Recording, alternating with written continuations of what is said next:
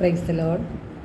സ്നേഹമുള്ളവരെ, ഇന്ന് നാം വിചിന്തനം ചെയ്യുന്ന തിരുവചനം വിശുദ്ധ മത്തായിയുടെ സുവിശേഷം 7-ാം അധ്യായം 19-ാം തിരുവചനമാണ്. നല്ല ഫലം കായ്ക്കാത്ത വൃക്ഷങ്ങളെല്ലാം വെട്ടി തീയിൽ എറിയപ്പെടും. വൃക്ഷങ്ങളുടെ ഫലങ്ങളിൽ നിന്നാണ് വൃക്ഷത്തെ നാം മനസ്സിലാക്കുന്നത്. മുൾച്ചെടിയിൽ നിന്ന് മുന്തിരിപ്പഴമോ ഞെരിഞ്ഞലിൽ നിന്ന് അത്തിപ്പഴമോ നമുക്ക് ലഭിക്കാറില്ല. നല്ല വൃക്ഷം നല്ല ഫലം നൽകുന്നു, ചീത്ത വൃക്ഷം ചീത്ത ഫലങ്ങളും പുറപ്പെടുവിക്കുന്നു.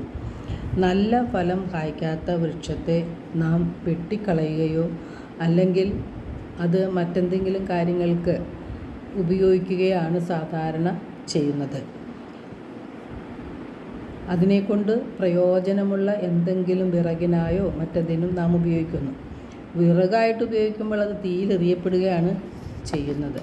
ഇതുപോലെ നാം നല്ല ഫലങ്ങൾ പുറപ്പെടുവിക്കുന്നില്ലെങ്കിൽ നമ്മളെ നിത്യ നരകാഗ്നിയിലേക്ക് ദൈവം എറിയും എന്നുള്ള ഒരു ചിന്ത അനുദിന ജീവിതത്തിൽ നമുക്ക് ഉണ്ടായിരിക്കേണ്ടതാണ്.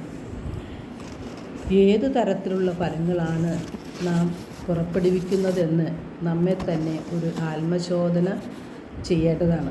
ക്ഷമയുടെയും സ്നേഹത്തിൻ്റെയും ഫലങ്ങളാണോ നാം പുറപ്പെടുവിക്കുന്നത്?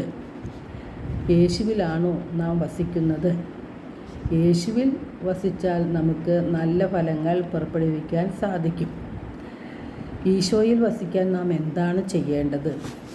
ഈശോയിൽ വസിക്കണമെങ്കിൽ 2 കാര്യങ്ങളാണ് നാം ശ്രദ്ധിക്കേണ്ടത്.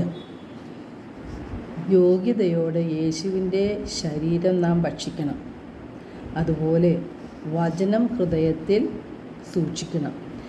അപ്പോൾ യേശുവിനോട് ഒന്നായിരിക്കുന്ന വ്യക്തിക്ക് നല്ല ഫലങ്ങൾ പുറപ്പെടുവിക്കുവാൻ കഴിയും എന്നുള്ളതിന് യാതൊരു സംശയവുമില്ല.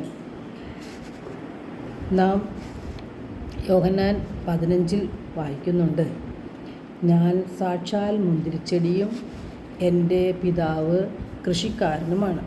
എൻ്റെ ശാഖകളിൽ ഫലം തരാത്തതിനെ അവിടുന്ന് നീക്കിക്കളയുന്നു, എന്നാൽ ഫലം തരുന്നതിനെ കൂടുതൽ കായ്ക്കാനായിട്ട് അവിടുന്ന് വെട്ടി ഒരുക്കുകയും ചെയ്യുന്നു. നാം നമ്മുടെ ജീവിതത്തിൽ ഫലങ്ങൾ പുറപ്പെടുവിക്കുന്നവരായി മാറണം. അല്ലായെങ്കിൽ നമ്മെ കൃഷിക്കാരനായ പിതാവ് വെട്ടി നീക്കപ്പെടും. എന്തുകൊണ്ടാണ് നമുക്ക് ഫലം പുറപ്പെടുവിക്കാൻ കഴിയാതെ വരുന്നത് എന്ന് നാം അറിഞ്ഞിരിക്കണം. നാം യേശുവിൽ വസിക്കുന്നില്ല, യേശുവിൽ വിശ്വസിക്കുന്നില്ല. അതുകൊണ്ടാണ് ഫലങ്ങൾ പുറപ്പെടുവിക്കാൻ പലപ്പോഴും നമുക്ക് സാധിക്കാതെ വരുന്നത്. യോഹന്നാൻ 15:5 യേശു പറയുന്നുണ്ട്, ഞാൻ മുന്തിരിച്ചെടിയും നിങ്ങൾ ശാഖകളുമാണ്. ആര് എന്നിലും ഞാൻ അവനിലും വസിക്കുന്നുവോ അവൻ ഏറെ ഫലം പുറപ്പെടുവിക്കുന്നു. എന്നെ കൂടാതെ നിങ്ങൾക്കൊന്നും ചെയ്യാൻ സാധിക്കുകയില്ല. നല്ല ഫലങ്ങൾ പുറപ്പെടുവിക്കുമെങ്കിൽ ദൈവത്തിൻ്റെ സഹായം നമുക്ക് കൂടിയേ പറ്റുകയുള്ളൂ.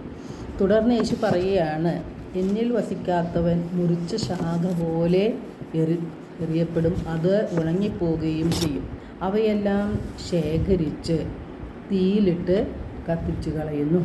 നമ്മുടെ അന്ത്യം എങ്ങനെ ആയിരിക്കും എന്ന് നാം ചിന്തിക്കേണ്ടിയിരിക്കുന്നു. അനുദിന ജീവിതത്തിൽ ദൈവത്തിന് സ്വീകാര്യമായ വ്യക്തികളായി നാം മാറിയെങ്കിൽ മാത്രമേ നിത്യജീവനിലേക്ക് പ്രവേശിക്കാൻ നമുക്ക് സാധിക്കുകയുള്ളൂ. പരിശുദ്ധാത്മാവിനെ നമുക്ക് നൽകിയിരിക്കുന്നത് നാം നിരന്തരം ഈശോയിൽ വസിക്കുന്നതിന് വേണ്ടിയാണ്. ആ ശക്തിയിൽ നാം വളരണം. പരിശുദ്ധാത്മാവിൻ്റെ പ്രേരണയനുസരിച്ച് നാം ജീവിക്കുമ്പോൾ, പരിശുദ്ധാത്മാവ് നമ്മിൽ വസിക്കുമ്പോൾ നമുക്കേറെ ഫലം പുറപ്പെടുവിക്കുന്നവരായി മാറാൻ സാധിക്കും. നാം വിശുദ്ധിയുള്ളവരായി മാറും. നാം യഥാർത്ഥത്തിൽ യേശുവിൻ്റെ ശിഷ്യന്മാരായി മാറും. നാം അങ്ങനെ വരുമ്പോൾ നാം എന്ത് ചോദിച്ചാലും ദൈവം നമുക്ക് നൽകും. സന്തോഷവും സമാധാനവും നമ്മുടെ ഹൃദയത്തിൽ ഉണ്ടാകും. ഇന്ന് സന്തോഷവും സമാധാനവും കിട്ടാതെ വലയുന്ന മനുഷ്യരാണ് സമൂഹത്തിലുള്ളത്.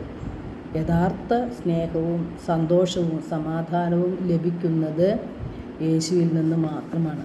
യേശുവിൽ ആശ്രയിച്ചുകൊണ്ട് ദൈവത്തെ മഹത്വപ്പെടുത്തി ജീവിച്ചാൽ നമുക്ക് സന്തോഷവും സമാധാനവും ലഭിക്കും. യേശുവിൻ്റെ കൂടെ വസിക്കുവാനും വിശുദ്ധിയിൽ ദൈവത്തെ അഭിമുഖം കണ്ട് ജീവിക്കുവാനും സാധിക്കും. എല്ലാവർക്കും ഒരു നല്ല ദിനം ആശംസിക്കുന്നു. ദൈവം നമ്മെ ഓരോരുത്തരെയും സമൃദ്ധമായി അനുഗ്രഹിക്കട്ടെ.